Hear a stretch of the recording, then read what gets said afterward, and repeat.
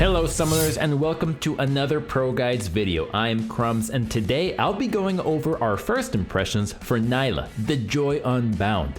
While melee champions being played as bot lane carries aren't exactly heard of, this is the second time Riot has ever made one specifically to be played like this. The last time they did it, it was with Mordekaiser, before they gave him his VGU. That ended up being really hard to balance, but now that they have some more experience under their belt, it looks like they have decided to give it another go. So, let's dive into things to see if they got it right this time. We'll be going over what she does, where and how well she'll fit into the meta, and a bit of what we expect her gameplay to be like. And one last thing, before we get started, I'd like to give a shout out to our coaches over at ProGuides.com. While videos like this are a great way to get you started in the right direction, if you want a super in-depth lesson, those guys are the real deal. Whether it's a specific champion like this, or just learning fundamentals and advanced techniques for the game as a whole, our top tier staff is ready to help you instantly become a better player today. Now without further ado, let's get started. First things first, let's take a look at what Nilah's kit looks like. Her passive is Joy Unending. This has two parts to it. Part 1. Whenever Nilah kills a minion, she and the nearest allied champion gain 50% of the experience they would have lost due to sharing, in addition to the normal amount of shared experience. Part 2. Nilah receives 10% increased healing and 20% bonus shield strength from her allies. Allies that grant her a heal or shield also gain the increased amount of the effect themselves, and if they heal or shield themselves, Nilah gains that amount as well if she is nearby. Shields granted to Nilah by this effect last the same duration as the shield that triggered it. Alright, it's a lot of shielding and healing here, and part 1 is a pretty big deal. To get an idea of what that means, it's probably helpful to understand how much experience is actually lost when you share it. The amount obviously depends on how many champions there are. With 2 champions, each gains a bit over 62%. With 3, it's almost 42. 4 is 31, and with the entire team splitting XP, it's about 25%. Obviously, getting more out of sharing XP is what makes her specifically a bot laner, but that's not all this passive does for her. It also means that later on in the game, when your team starts 1-3-1ing or 1-4-1ing to siege turrets, you'll still be able to build up an XP lead. Part 2 isn't necessarily the most OP passive in recent time, that competition is very fierce, but it's gauged at forcing her to be played as a bot laner. Usually when you think of a melee bot laner, you think of kill lanes, but they specifically made her pair better with enchanters. I think this is a cool direction, since a melee champ designed specifically for being played in kill lanes would be a balanced nightmare. It would either be too good, so it's oppressive, or so bad it's not viable with no real in-between. Well, that's enough for the passive. Nilah's Q is Formless Blade. Passively, Nilah gains 0 to 33% armor penetration based on her critical strike chance. Additionally, her basic attacks and Formless Blade heal her for 0 to 15% of the post-mitigation damage dealt, also scaling with her critical strike chance. Excess healing from this is, you guessed it, converted into a shield. The active of Nilah's Q has her cracking her whip in a line in a target direction. If Formless Blade hits an enemy, Nilah's attacks become enhanced for the next 4 seconds, gaining 125 bonus attack range and 20 to 76% bonus attack speed based on level. The enhanced basic attacks strike in a cone. Non-champion secondary targets take reduced damage, and only the primary target is affected by on-hit effects. With 2 parts of the passive and the active all having crit strike ratios, it's pretty obvious that Riot wants Nilah to be built like a standard AD carry. This is another smart design choice in my opinion. One of the most unhealthy things in League's history was how assassins and melee carries can build a small damage core and then stack tank items to just be impossible to deal with. They still murder squishy carries but have no threat of dying themselves. Nilah's W is Jubilant Veil. Nilah envelops herself in mist for 2.25 seconds, becoming ghosted, gaining bonus movement speed, dodging all basic attacks including turrets, and reducing incoming magic damage by 25%.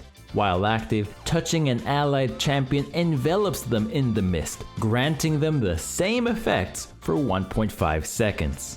Alright, so this ability sounds crazy, but it has a pretty hefty cooldown, going from 26 seconds down to 22 depending on the rank. So while it is super strong, you'll have to play around it well. Simply using it to dodge an auto attack when going for a last hit is not a good idea. You'll want to coordinate all-ins with your support around this, but when you do execute well, it is so powerful.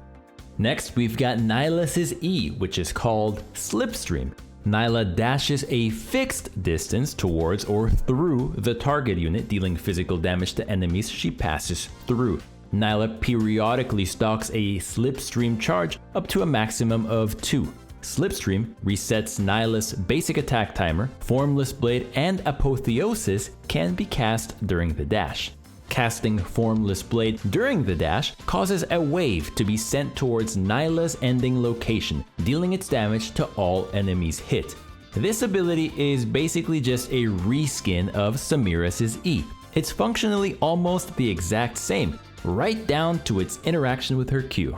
One big difference though is that it has 2 charges and does not reset. This has some pros and cons. You may not be doing dash after dash in a long fight like Samira, but having 2 dashes right from the start means you'll have an easier time positioning for the perfect ult right off the rip. Just be careful about double dashing in, since it means you won't have a way out if things go bad. You heard it before, and you're hearing it again now. Nilah's ultimate is Apotheosis.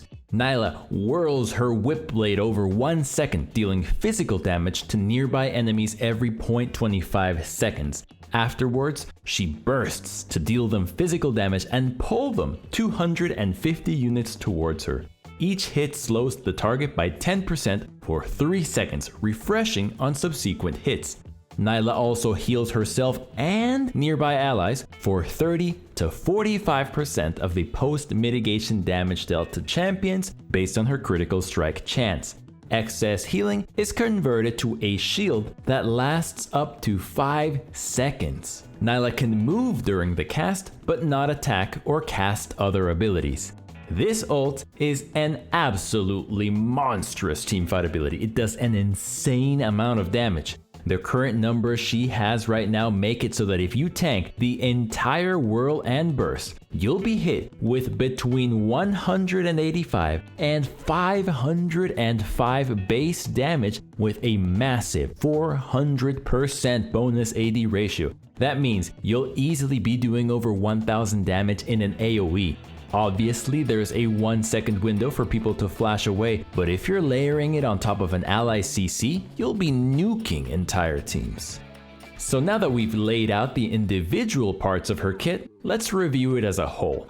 She's definitely going to be a much higher risk, high reward champion than you see out of traditional bot lane carries. By design, she needs to be strong to be able to do anything in fights. Remember, tanky builds are very likely to not be a thing on her. Rather than working like a bruiser, she's gonna be more of an old-fashioned lifesteal tank in fights. You're going to rely on being fed enough to jump in and out to heal the damage you're taking as you attempt to kill your foes before they kill you. Something really interesting to note is that her kit brings a lot of utility and team play. Usually a squishy melee carries kit is almost entirely selfish, meaning that it's usually all about ways to either deal damage or buff themselves up in some way, or otherwise make it easier to kill the enemy. But Nilah's passive grants her allies the extra XP, healing and shielding it has. Her W can be given to allies as well, and her ult serves as a potential engage tool, or can at least be layered with another ally's engage for an insanely strong wombo combo. It's clear that she's a champ that's meant to be played in conjunction with the rest of your team, not a solo 1v9 carry. So that said, it's probably very likely that she's going to be one of those champions that does a lot better when you're playing her with a duo or have some sort of comms for your solo queue games. This goes a long ways when you're working with a champ that has so much to offer, but has to do so in such a precise way. As far as what part of the game Nilah is good or bad at, I think she's potentially going to be good at all parts of the game. The real limits will be a player's mechanics and how good their comp is for teamfighting. Sure, she'll have some tough lanes, such as dealing with a high range AD carry paired with a mage where the enemy bot lane is just constantly shoving and poking, but it's not like you can't deal with that at all. Just do your best to sustain the poke early until you hit 6, and with a well done all in, you can easily 100 to 0 two squishy foes and catch right back up. As far as team fights go, you'll definitely be reliant on having a decent team comp to enable you to 5v5. If you're the sole frontliner without enablers on your team, you'll probably be blown up real quick. But having a bad comp doesn't automatically mean you just lose the game. If 5v5s are impossible, look to break up the map and fight in smaller scale 2v2 and 3v3 fights. With her high damage and healing, you can easily serve as the solo engage and frontliner in scenarios like that, as long as you have teammates backing you up. Next up, we'll talk about what will probably be her most synergistic supports. While her passive does buff healing and shielding from allies, some enchanters are definitely better than others. You'll definitely prefer someone that can give you some aggression in lane. Right away, Nami comes to mind. Karma also does well early on, but she falls off pretty hard. Nami can help enable Nilah later on with her slow and movement speed boost, as well as having an AoE to pair with hers in fight. A really well played Rakan will also go well with Nilah. He may not have crazy healing and shields to take advantage of with her passive, but he makes up for it with his insane CC potential in teamfights. One good Rakan RW combo can lead to an instant ace if you can follow it up with your ult. I also think Amumu will pair super well with Nilah. His recent buffs made him better as a support again, and he should work well both in lane as an aggressive 2v2 partner and in teamfights where his ult can set you up to land your own. We're nearing the end of the video, but before we go, let's talk about how she'll probably itemize. As I've already said, it's very obvious that Riot wants Nilah to be a melee carry that actually builds like a carry. While it's definitely too early to know if that will end up being the case, I'm hopeful that it will be. I'm tired of champs like Yi, Viego, and Shyvana being able to build so tanky and still just roll over entire backlines on their own. That said, you probably can't go 100% glass cannon in most games, and while Kraken Slayer would give her really good DPS, I think you'll need shield bow for some survivability. Remember your melee. Then you'll probably get some standard crit items like Phantom Dancer, Storm Razor, Infinity Edge, and LDR. While all of her crit scalings scale up to 100% crit chance, it's pretty likely that getting Death Stance as either her last or second to last item will be a pretty big part of the build, as it is for pretty much everyone. Her W only does so much to mitigate incoming damage, so Death Stance damage deferral can help ensure that you're able to get her combo off in fights.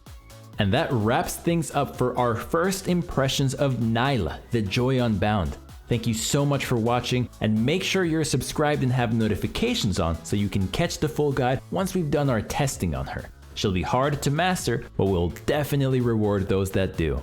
Remember, as with all PvE content, everything about Nilah is very tentative and subject to change, but that still doesn't change the fact that we'd like to hear what you think of her down in the comments below. And one last thing before you go, feel free to check out our Discord. The link for that is in the description box below. We'd love to have you as a part of our community. I can't wait to see you guys back at the next video, but until then, good luck on the Rift, and may the LP gods smile down upon you.